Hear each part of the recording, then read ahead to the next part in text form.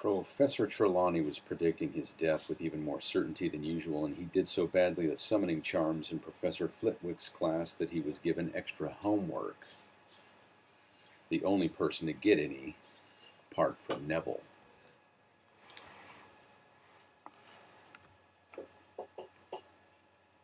It's really not that difficult, Harry, Hermione tried to reassure him as they left Flitwick's class.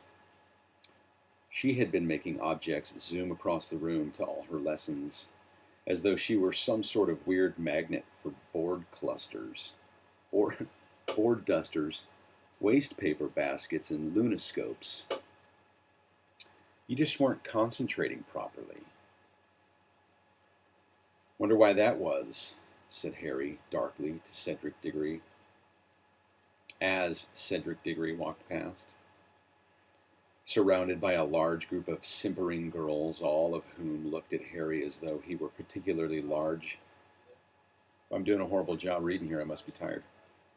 As though he were a particularly large, blast-ended scroot. Still, never mind, double potions to look forward to this afternoon. Double potions was always a horrible experience, but these days it was nothing short of torture. Being shut in a dungeon for an hour and a half with Snape and the Slytherins, all of whom seemed determined to punish Harry as much as possible for daring to become school champion, was about the most unpleasant thing Harry could imagine. He had already struggled through one Friday's worth, with Hermione sitting next to him ignoring with Hermione sitting next to him intoning, "Ignore them, ignore them, ignore them," under her breath.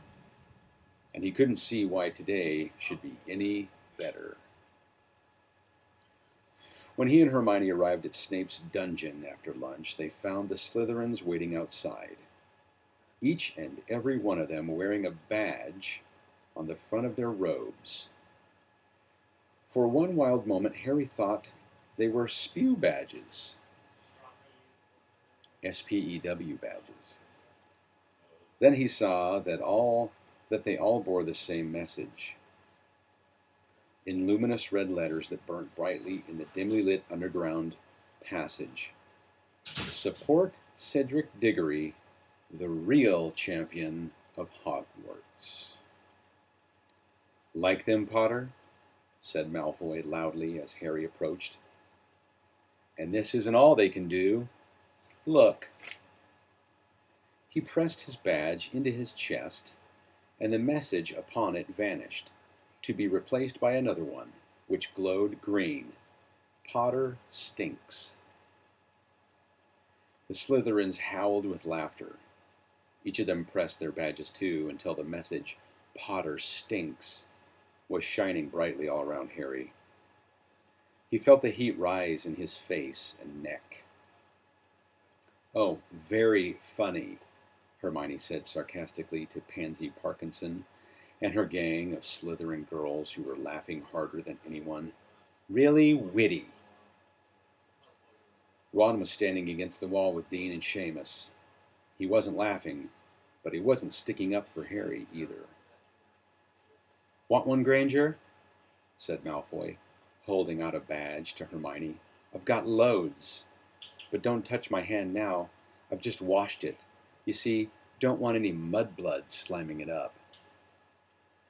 Some of the anger Harry had been feeling for days and days seemed to burst through a dam in his chest. He had reached for his wand before he thought what he was doing. People all around them scrambled out of the way, backing down the corridor. "Harry!" Hermione said warningly. "Go on then, Potter," Malfoy said quietly, drawing out his own wand. "Moody's not here to look after you now. Do it, if you've got the guts." For a split second they looked into each other's eyes. Then, at exactly the same time, both acted. "Furnuculus!" Harry yelled. "Densengio!" screamed Malfoy. Jets of light shot from both wands. Each hit another in the air, and ricocheted off at all angles. Harry's hit Goyle in the face, and Malfoy's hit Hermione.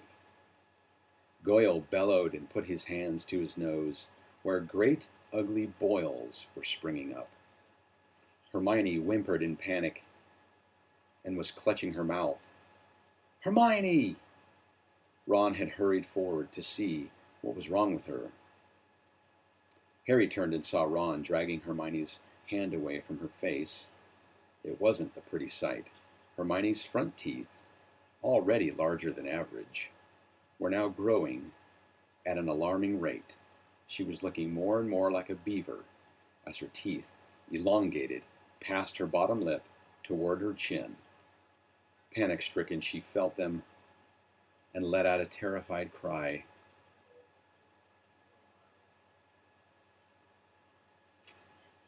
"What is all this noise about?" said a soft, deadly voice.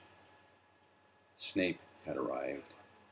The Slytherins clamored to give their explanations. Snape pointed a long yellow finger at Malfoy and said, "Explain." "Potter attacked me, sir." We attacked each other at the same time," Harry shouted. "And he hit Goyle. Look!" Snape examined Goyle, whose face now resembled something that would have been at home in a book on poisonous fungi. "Hospital wing, Goyle," Snape said calmly. "Malfoy got Hermione," Ron said. "Look!" He forced Hermione to show Snape her teeth. She was doing her best to hide them with her hands, though this was difficult as they had now grown down past her collar. Pansy Parkinson and her other Slytherin girls were doubled up with silent giggles, pointing at Hermione from behind Snape's back. Snape looked coldly at Hermione and then said, "I see no difference." Hermione let out a whimper. Her eyes filled with tears. She turned on her heel and ran all the way up the corridor and out of sight. It was lucky, perhaps, that both Harry and Ron started shouting at Snape at the same time. Lucky their voices echoed so much in the stone corridor, for in the confused din, it was impossible for him to hear exactly what they were calling him. He got the gist, however. "Let's see," he said in his silkiest voice. 50 points from Gryffindor, and a detention each for Potter and Weasley. Now get inside, or it'll be a week's worth of detentions." Harry's ears were ringing. The injustice of it made him want to curse Snape into 1,000 slimy pieces.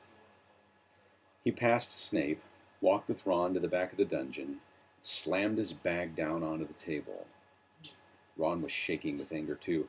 For a moment, it felt as though everything was back to normal between them. But then Ron turned and sat down with Dean and Seamus instead, leaving Harry alone at his table. On the other side of the dungeon, Malfoy turned his back on Snape and pressed his badge, smirking. "Potter stinks," flashed once more across the room. Harry sat there staring at Snape as the lesson began, picturing horrific things happening to him. If only he knew how to do the Cruciatus curse. He'd have Snape flat on his back like that spider, jerking and twitching.